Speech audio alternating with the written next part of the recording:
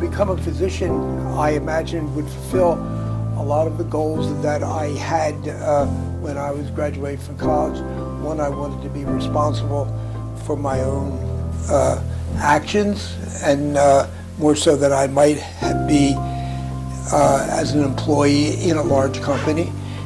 Secondly, it afforded the opportunity to work with children, and whose company I've always enjoyed. And thirdly, it offered the opportunity to utilize science in a way that I thought would be very beneficial for children. Along the way, I really was very moved by accounts of sick children and the opportunity to be one of those taking care of them. I think it did. I was very healthy through childhood, but I did have some very serious accidents. At one time I was badly burned, and another time I had acute appendicitis, and furthermore, my next door neighbor was a very good eye doctor. So along the way in my childhood, I had close relationships with doctors who really helped me tremendously initially to help me heal from being burned and to perform surgery for my appendix, which had to be removed. And finally, I was influenced by the life which my mentor, Dr. Robinson Harley, who was also a pediatric ophthalmologist and lived very next to me. I was impressed by his personal fulfillment and how much he felt rewarded by helping the patients. He many times invited me to come to his office, so I was able to really see his life in a very meaningful way. Being a physician does take a lot of time, and so it probably has impacted my relationships with friends and family, but I don't think really in a particularly negative way. I've undoubtedly not been at home as much as maybe parents of children who have other occupations. On the other hand, I always tried to make my time at home meaningful, but you do have to prioritize. My son was a high school basketball player, and I don't think I missed a game, but I often came late. So it does impact your life. You have to compartmentalize a little bit, and you're dealing with serious problems at work, but you can't entertain the problems repetitively at home.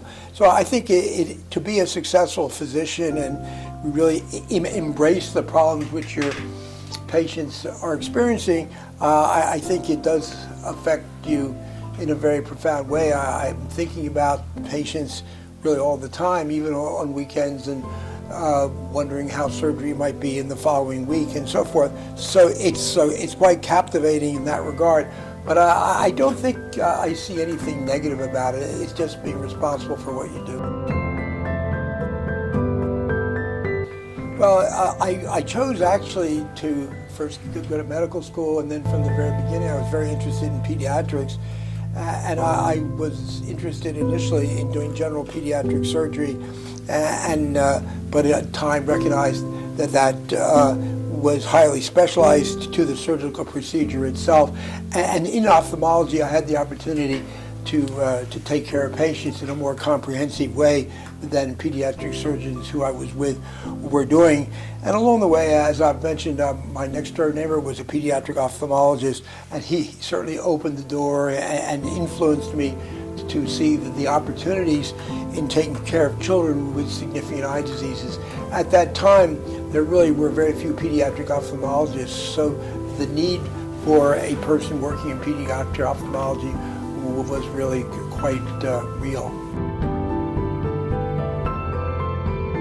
I really can't think of a negative way. I'm really humbled by the support which parents give me to help take care of their children, and as the children have grown a little bit older and can express themselves, it's that they are very generous with their gratitude, and both offered verbally as well as with an occasional bag of chocolate chip cookies. So they reward me actively and more than I deserve. Well, I hope I haven't often impacted my patients in a negative way. and I'm hopeful that I've impacted them in a positive way, both helping with their illness, if it's offering glasses so they can see well, controlling eye pressure so they can retain their vision, and they just are a constant inspiration for me to work hard to do more for them. So my interaction with the patients has been entirely positive, and I'm so indebted to them for their patience, as well as for a lifetime of inspiration to pursue what I do in a even more successful and meaningful way. Well, I never really keep count of them.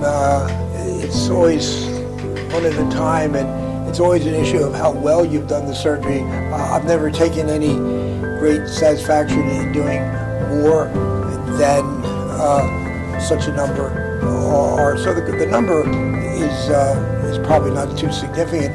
I can do the arithmetic, though. I've probably been doing this for approximately 40 years, and I've done approximately 100 operations every year. So you can do the arithmetic. 40 times 100 would be 4,000, wouldn't it? Something like that. So, it's in that neighborhood.